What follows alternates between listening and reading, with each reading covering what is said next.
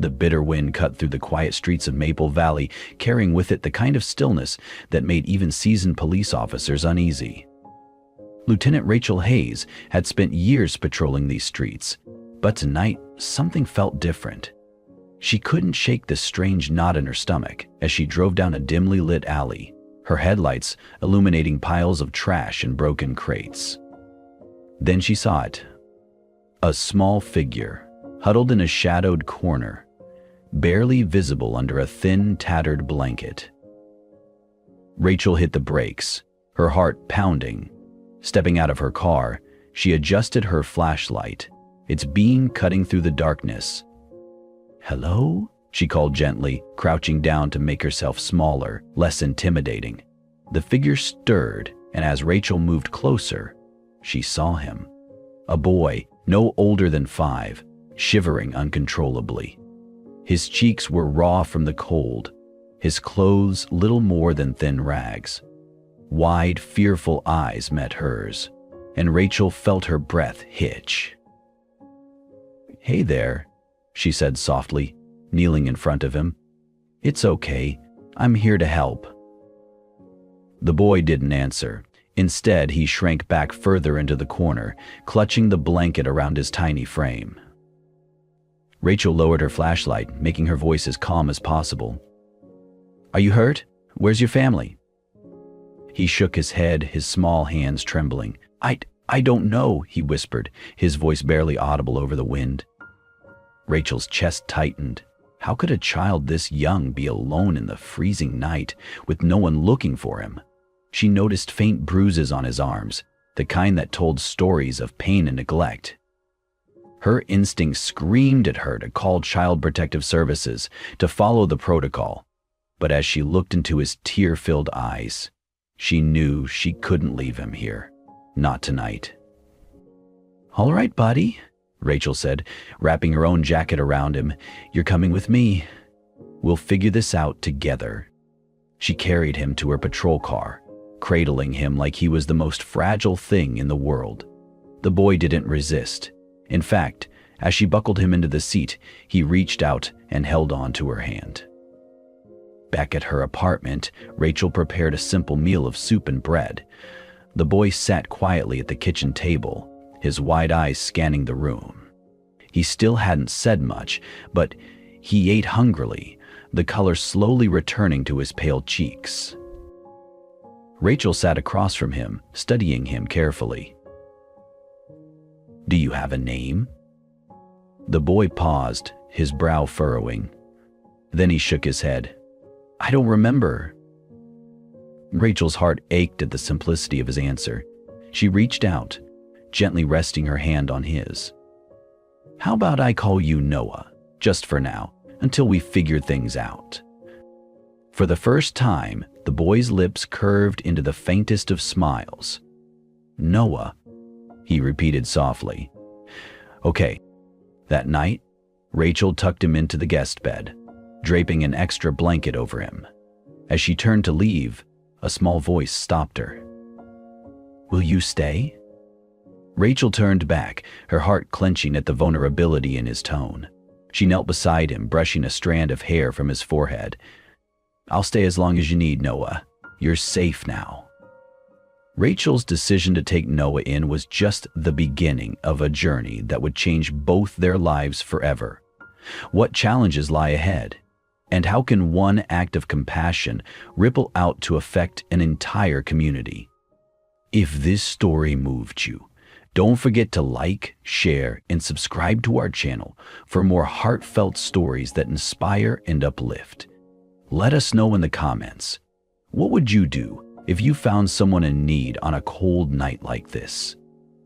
Together, let's share kindness and hope with the world. The morning sun peeked through the curtains of Rachel Hayes' small apartment, casting a warm glow over the living room. On the couch, Noah sat quietly, clutching a steaming mug of cocoa Rachel had made for him. His small frame looked even more fragile in the soft light, but there was a calmness about him now, like the storm that had surrounded him the night before was beginning to fade. Rachel, still in her police uniform from the long night, sat across from him with a notepad. She wanted to know more, needed to understand how a boy like Noah had ended up alone on the streets in the dead of winter. But she also knew not to push too hard. Trust, she had learned, was earned one careful step at a time. "Noah," she began gently, "do you remember anything about where you came from, your family, anyone I can call?" The boy stared into his mug, his fingers wrapped tightly around it. After a long pause, he shook his head. I don't know." Rachel's heart clenched. She had seen children like Noah before, ones who carried bruises, not just on their bodies, but in their hearts. "That's okay," she said softly. "You don't have to remember everything right now. You're safe here, and we'll figure it out together." Over the next few days, Rachel began piecing together fragments of Noah's story. She noticed the way he flinched at sudden movements, how he avoided looking people in the eye. She saw the faint scars on his arms and legs, the way he hesitated before speaking, as if afraid his words would bring punishment. It wasn't hard to guess that Noah had been through more than any child his age should ever endure. Rachel contacted Anna, the social worker assigned to Noah's case, to report what she had found. "I'm telling you, Anna, this boy has been through worse. This boy has been through hell. I've seen signs of abuse before, and he has them all." Anna sighed on the other end of the line. "It's heartbreaking, Rachel, but we need to follow protocol. Noah should be placed in foster care while we investigate." Rachel glanced into the living room where Noah was sketching in a notebook she had given him. He was drawing a house with a tall tree in front, the kind of idyllic home every child dreams of. She clenched her jaw. "I'm not sending him to another unfamiliar place, not after what he's been through."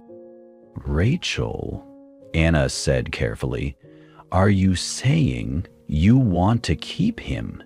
Do you understand what that means?" "I do," Rachel replied firmly. "He needs stability, and I can give him that." Rachel's decision wasn't without its challenges. Her colleagues at the precinct had mixed reactions when they found out she was fostering Noah. "You're taking on a lot, Hayes," one officer remarked. "This job is already hard enough without adding a kid to the mix." Rachel bristled, but kept her tone steady. "He's not just a kid. He's someone who needs a chance."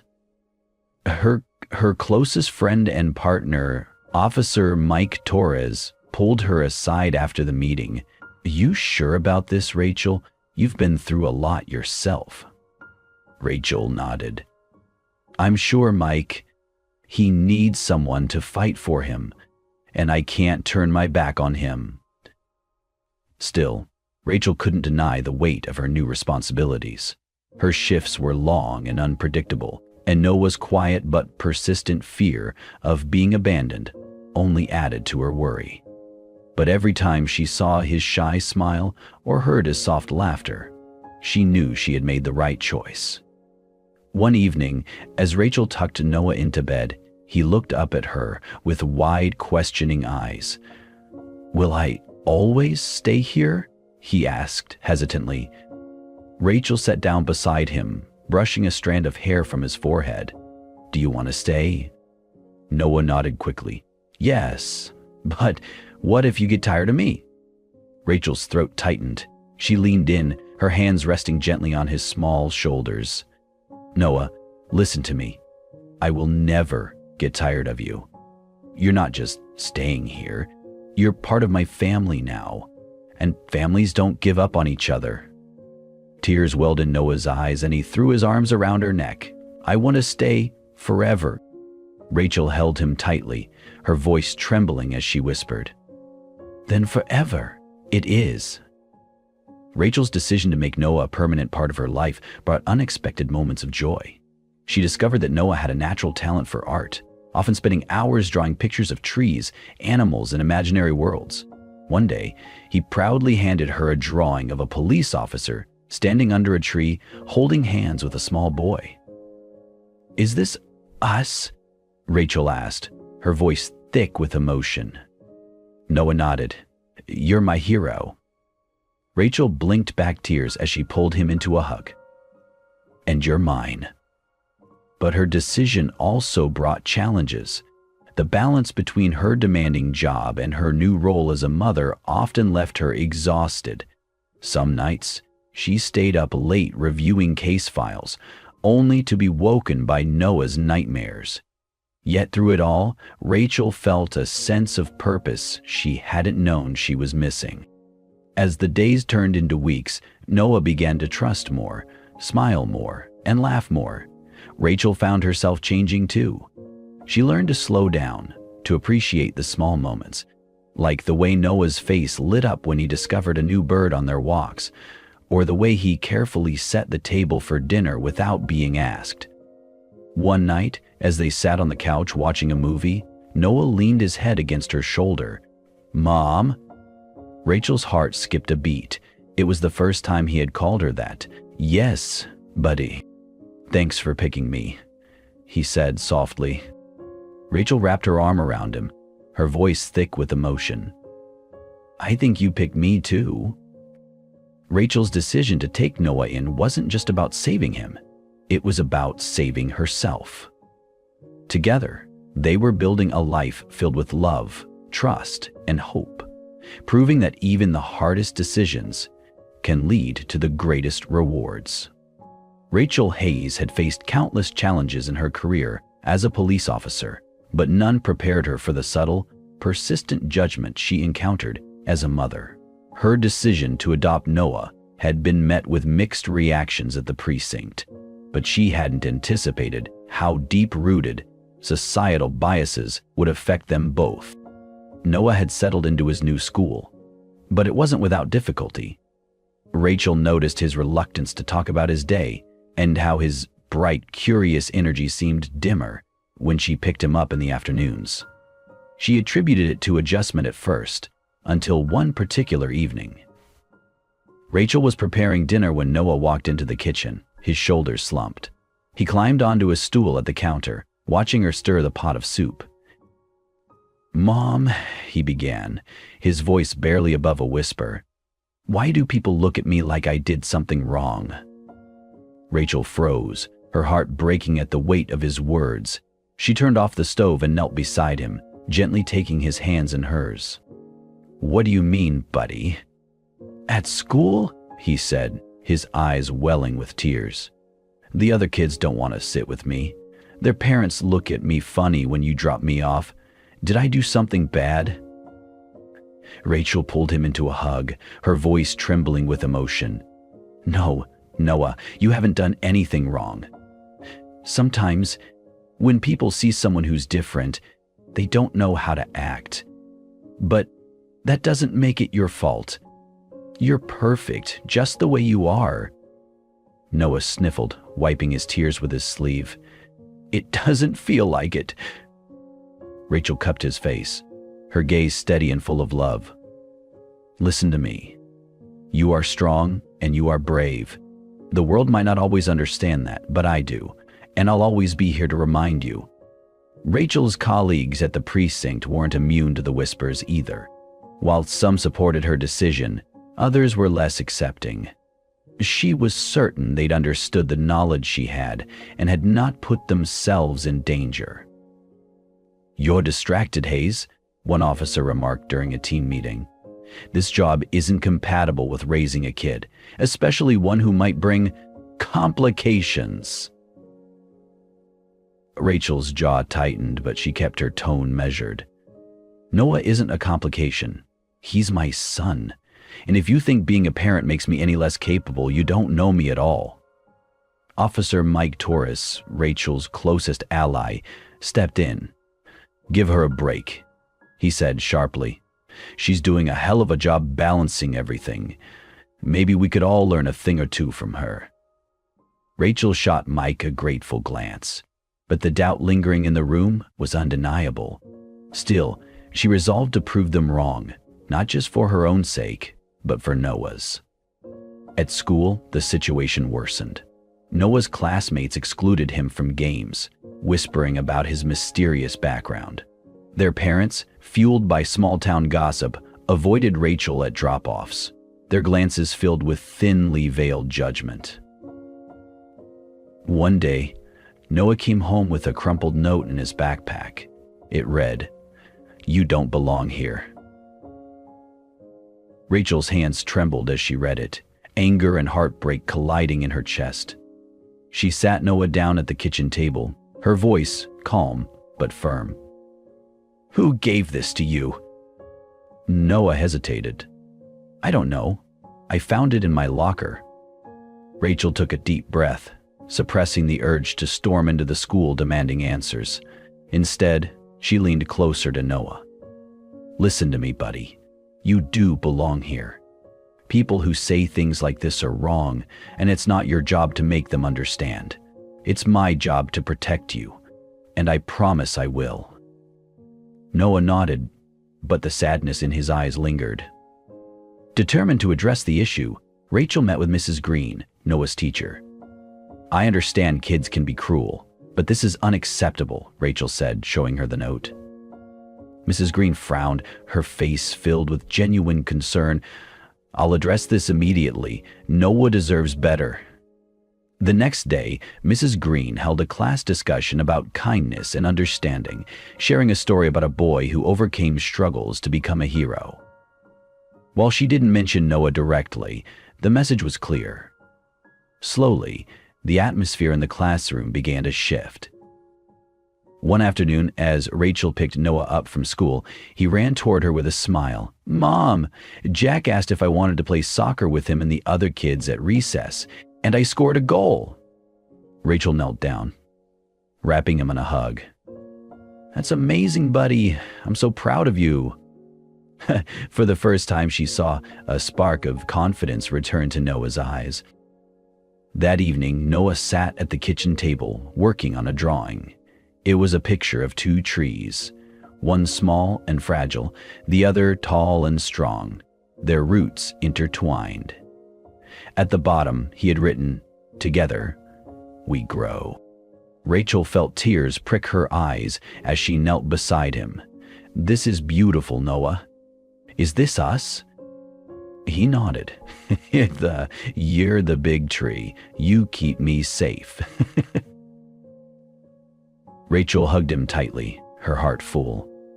"And you make me stronger, buddy. Don't ever forget that." Rachel's determination to protect and uplift Noah only grew.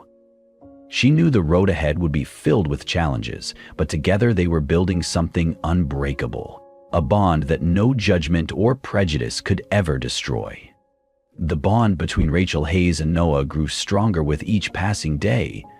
They settled into a routine that brought stability to their lives: dinners together, bedtime stories, and weekend walks in the park. Rachel had gone from being a protective guardian to a devoted mother, and Noah's once guarded demeanor softened under her unwavering care. But as much as they had grown together, life had its challenges, and Rachel was reminded that being a mother was a role that demanded more than love. It required sacrifice. Rachel discovered that the small, seemingly ordinary moments with Noah were the ones that mattered most. One evening, as they sat together working on a jigsaw puzzle, Noah looked up suddenly and asked, "Mom, do you think I'll ever stop being scared?" Rachel paused, her hand stilling over the puzzle piece she was holding. She knelt beside him, her voice calm and steady. "I think someone should help us. I want to be like Wolfgar. And bigger." He grimly shook his head. "You know what helps?" Noah tilted his head, his wide eyes filled with curiosity. "What?"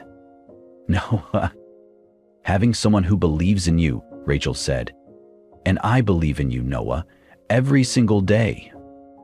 Noah smiled softly, leaning against her. "I believe in you too." Rachel hugged him tightly, her heart swelling with love. It was moments like these that reminded her why she had made the choice to bring Noah into her life. Rachel knew that the world could be harsh, and she wanted Noah to feel empowered to face it. One Saturday morning, she brought him to the local park where she often jogged. She had a surprise for him, a basic self-defense lesson. "Well, do I need to learn this?" Noah asked, looking skeptical. "'Cause I want you to feel strong," Rachel said, kneeling to his level. "You don't have to fight anyone, but knowing how to protect yourself can help you feel less scared." Noah nodded, and together they practiced simple moves. At first he stumbled and hesitated, but Rachel's encouragement spurred him on. By the end of the session, he stood taller, a flicker of confidence in his eyes. "You're a quick learner," Rachel said, ruffling his hair. "You've got this, buddy." Noah grinned, his cheeks flushed with pride. "Thanks, Mom." The first true test of their bond came on a cold, rainy night. Rachel was called to assist with a dangerous operation, a standoff with an armed suspect who had barricaded himself in a warehouse. She hesitated, knowing the risks, but duty called. "Mrs. Jenkins will stay with you tonight," Rachel told Noah, kneeling in front of him. "I might be late, but I'll come back as soon as I can." Noah's face clouded with worry. "What if something happens to you?" Rachel placed her hands on his shoulders, her voice firm but gentle. "I'll be careful, I promise. And remember, you're my reason to come home. I'll always come back to you." Noah nodded, though tears glistened in his eyes. "Be safe, Mom." The operation turned out to be more dangerous than Rachel anticipated. She was injured during the standoff, a minor gunshot wound to her shoulder, but the team managed to resolve the situation and apprehend the suspect. Despite her injury, Rachel's thoughts were only of Noah as she was rushed to the hospital. Madly, she raved about the suspect, naming someone who appeared in plenty of space in Rachel's mind. When Rachel finally woke up, she found Noah sitting by her bedside, clutching a drawing in his hands. His face lit up when he saw her open her eyes. "Mom!" he exclaimed, carefully climbing onto the bed to hug her. "You're okay?" Rachel winced slightly but wrapped her good arm around him. "I'm okay, buddy. I told you I'd come back." Noah handed her the drawing. It was of a superhero with a badge on their chest and a small boy holding their hand. Above it he had written, "You're my superhero, Mom." Rachel blinked back tears, her voice breaking. "This is beautiful, Noah. Thank you." "You're the bravest person I know," he said softly. "I want to be brave like you." Rachel smiled, her heart full despite the pain in her shoulder. "You already are, buddy.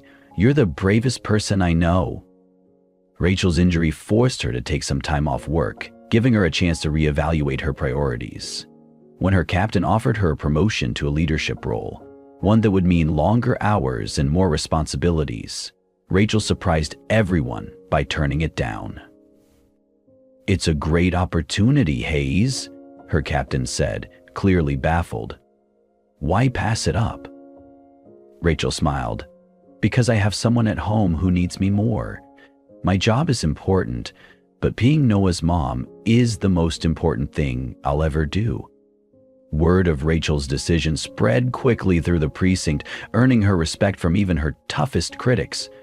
Her partner Mike summed it up best when he said, "Hayes, you're not just a great cop, you're a great mom. That kid's lucky to have you." As Rachel recovered, Noah took on the role of caretaker in small but touching ways. He would leave notes on the fridge, "I fed the cat, love Noah," or "Don't forget your medicine, Mom," and set the table for dinner every night. One evening, as they sat together watching the sunset, Noah reached for Rachel's hand. "Mom, do you think I can be a hero like you one day?" Rachel squeezed his hand, her voice filled with emotion. "You already are, Noah. You're my hero every single day." Noah smiled, resting his head on her shoulder. I'm glad you're my mom. And I'm glad you're my son, Rachel whispered, pressing a kiss to his forehead. Rachel and Noah's bond had been tested, but it only grew stronger through every trial they faced together. Their love was a reminder that family isn't just about where you come from. It's about who stands beside you, no matter what.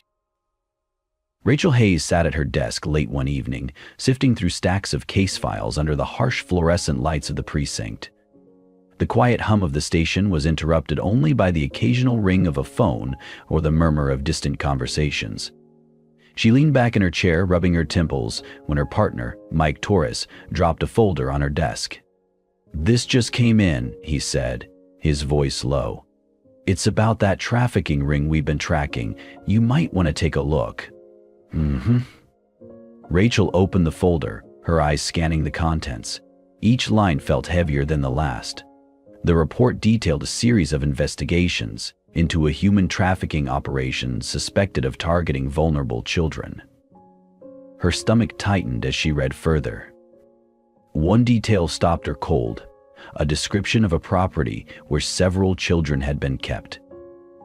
The layout matched Noah's fragmented memories: the large house, the small rooms, and the crying children.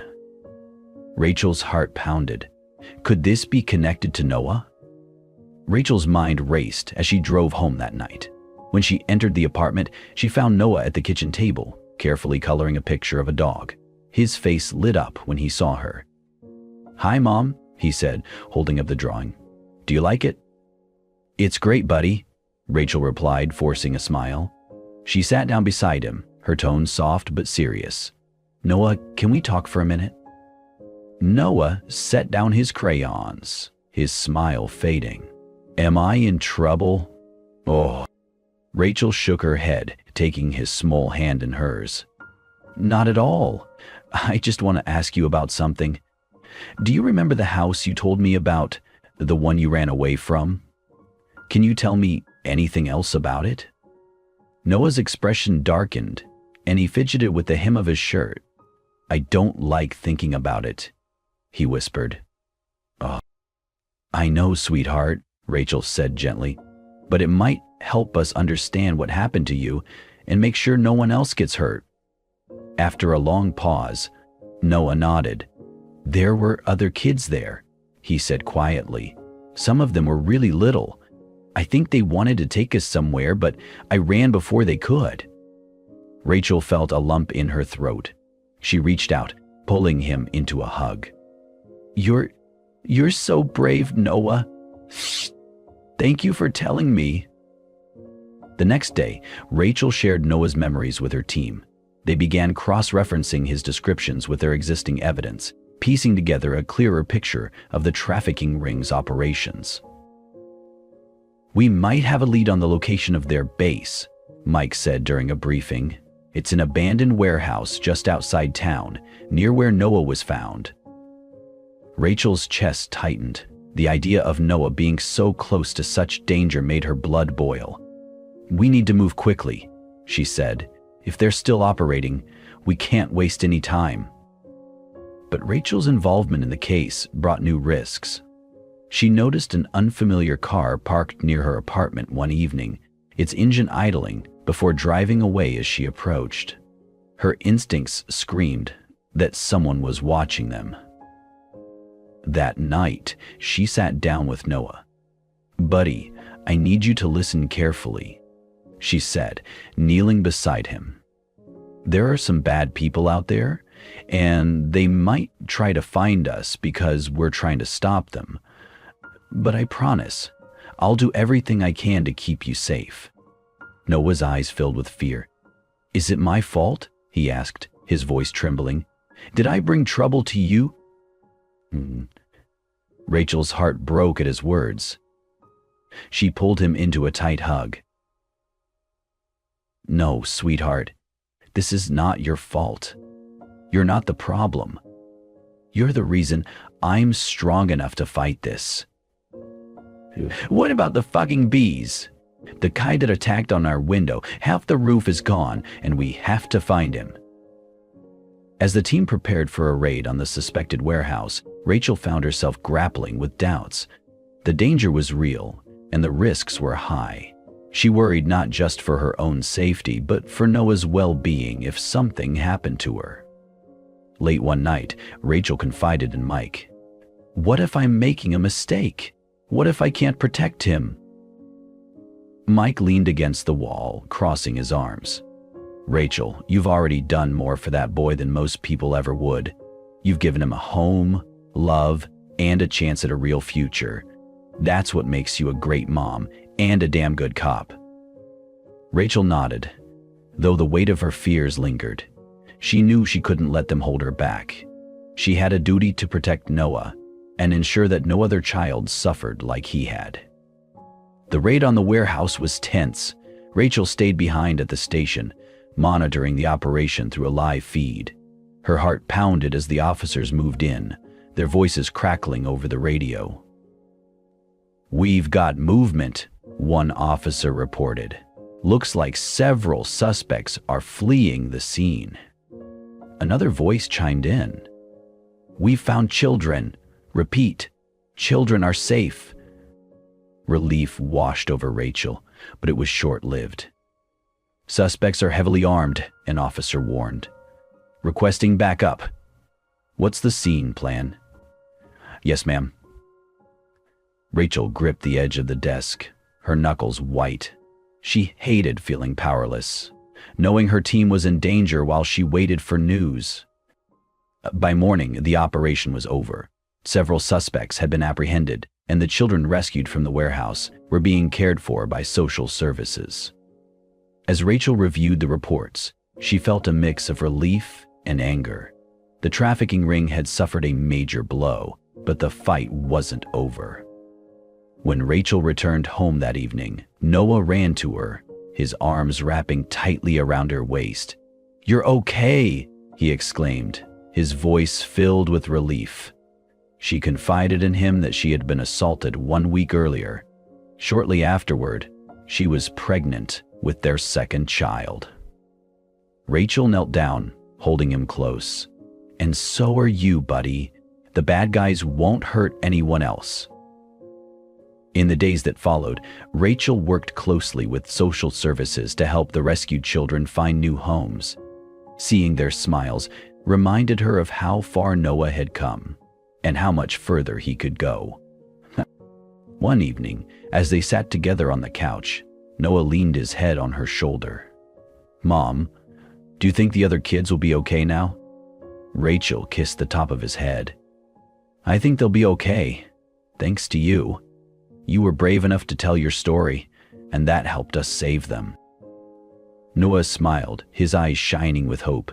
"I want to help people when I grow up, like you." Rachel felt a lump rise in her throat. "You already do, buddy. More than you know."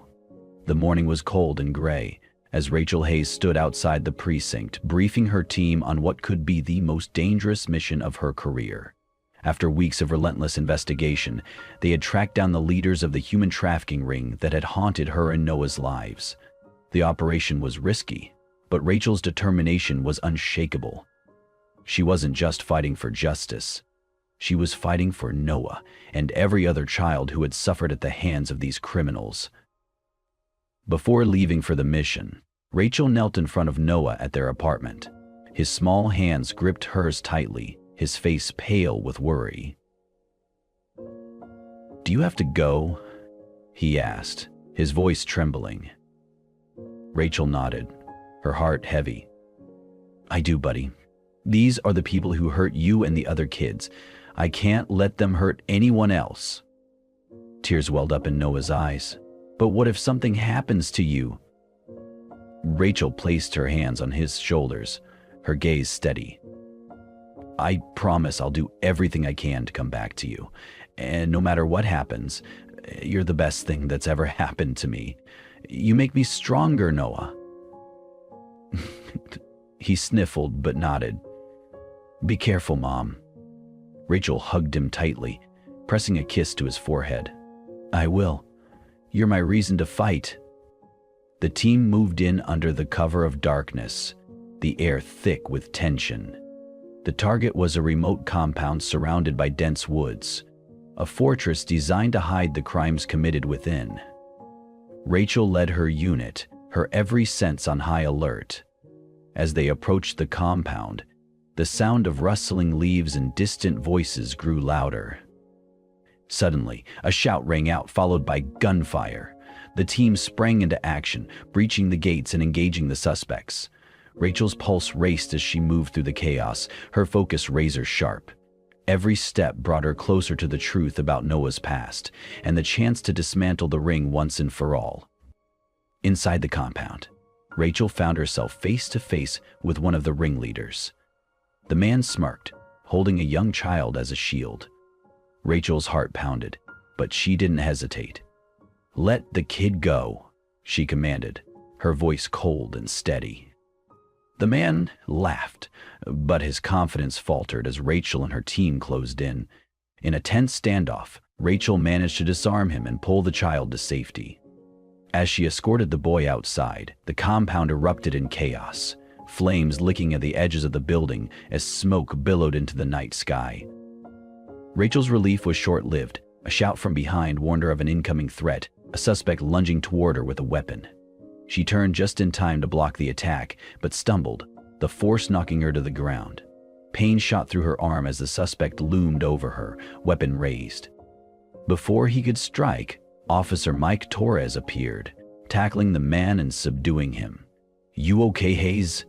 Mike asked, helping her to her feet. Rachel nodded, wincing as she cradled her injured arm. "Thanks, Mike. I owe you one." "You can pay me back by making it out of here in one piece," Mike said with a grin. The operation was a success. The trafficking ring was dismantled and several children were rescued, their terrified faces reminding Rachel of Noah's first night with her.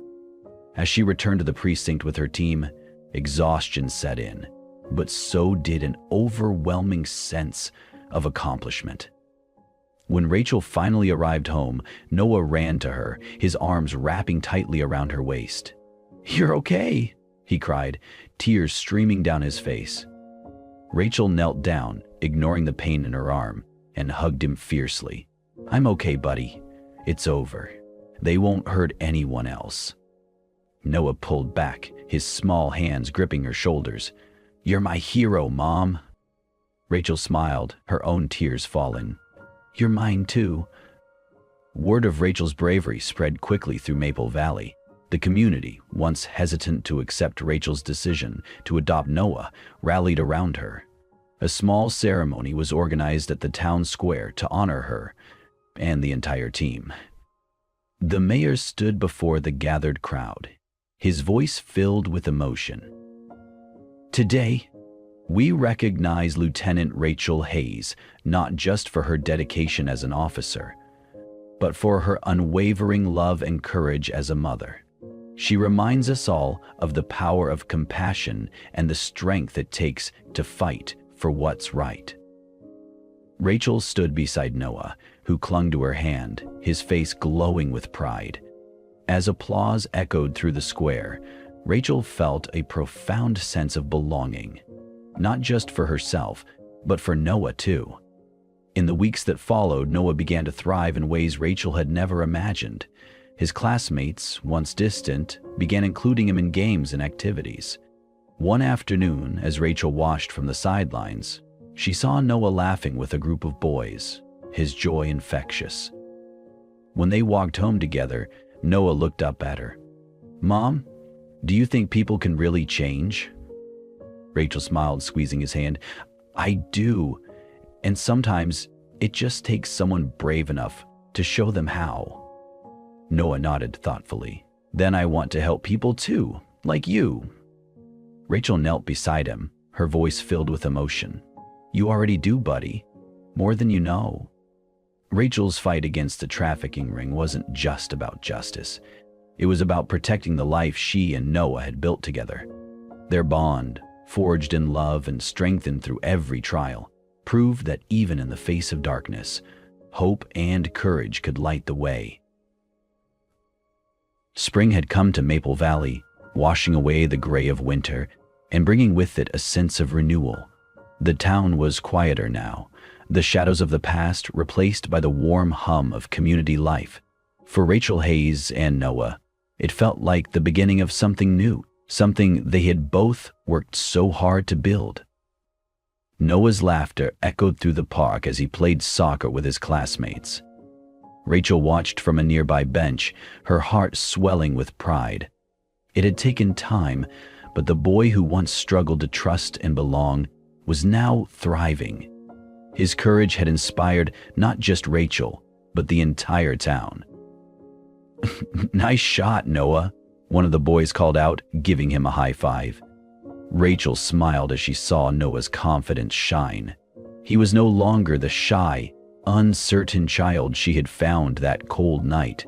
He was becoming the brave and compassionate young man she always knew he could be. Ah, yes. Later that evening, Rachel and Noah sat together at the kitchen table, assembling a scrapbook filled with pictures and memories of their journey together. Noah carefully glued in a photograph of them standing in front of the town's park, surrounded by friends from the community. "Mom," Noah said, looking up, "do you think it's okay to feel happy now?" Rachel reached across the table, taking his hand. "It's more than okay, buddy. You deserve to be happy. You've been through so much, and you've come out stronger than anyone I know." Noah smiled, his eyes glistening with tears. "I couldn't have done it without you." Rachel leaned forward, her voice soft but full of conviction. "And I couldn't have done it without you, Noah. You've taught me so much about love, resilience, and what it really means to be a family." The following weekend, the town hosted a gathering in the park to honor the children rescued from the trafficking ring and to celebrate the bravery of Rachel and her team. Noah, holding Rachel's hand, was invited to speak. Standing before the crowd, Noah took a deep breath, his voice steady as he said, "When my mom found me, I didn't think I belonged anywhere. But she showed me that family isn't about where you come from. It's about who loves you and stands by you. And now, I know I belong."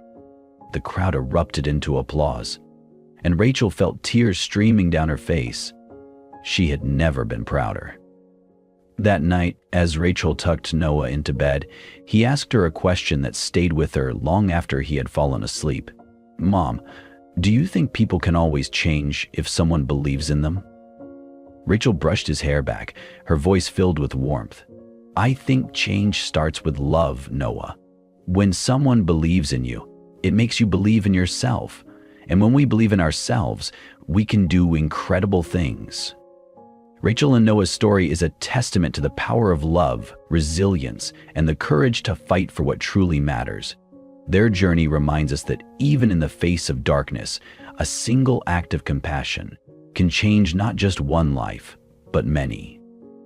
What about you? Have you ever faced a moment where someone's belief in you made all the difference? Or have you been the person who inspired someone else to change? Share your story in the comments below. We'd love to hear how love and hope have shaped your life. If this story touched your heart, please like this video to support stories of courage and kindness.